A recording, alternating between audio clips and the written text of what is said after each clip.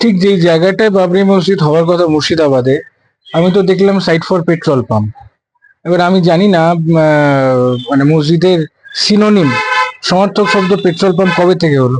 এটা আমার খুব আশ্চর্য লেগেছে, হাসিও একটু পেয়েছে।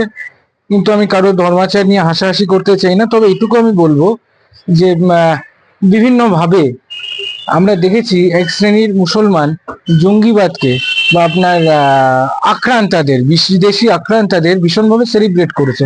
যেমন একটা বড় এক্সাম্পল হচ্ছে শাহরুখ। শাহরুখ নামটা এলো কোথা থেকে?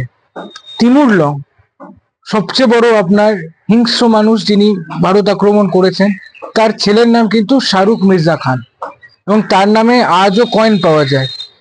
তার নামটা ফলো করে শাহরুখ নামটা একজন ব্যক্তিকে দেওয়া হলো, যিনি আপনার নাম করা স্টার, ভারতবর্ষ তো বটে, গোটা বিশ্বে।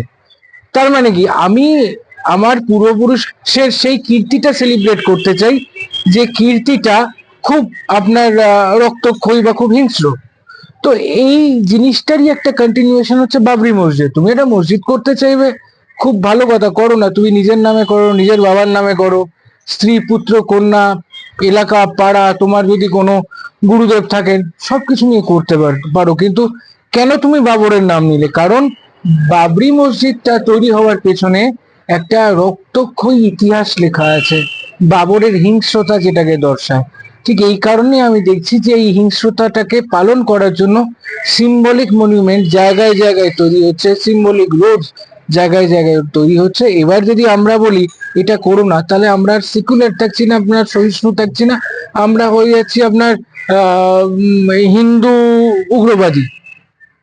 এবং এটা সাপোর্ট করার জন্য, মানে আমরা যে উগ্রপন্থী, এটা সাপোর্ট করার জন্য দেখা যাচ্ছে সিনেমা বেরোচ্ছে মিস্টার অ্যান্ড মিসেস আইয়ার, যেখানে দেখা যাচ্ছে যে হিন্দু উগ্রপন্থীরা আপনার প্যান্ট খুলে চেক করছে যে সে হিন্দু না মুসলমান, আলটিমেট কাণ্ড ঘটাচ্ছে। এবং ঠিক এই জিনিসেরই রেপ্লিকা কিন্তু আমরা দেখছি পুলওয়ামাতে।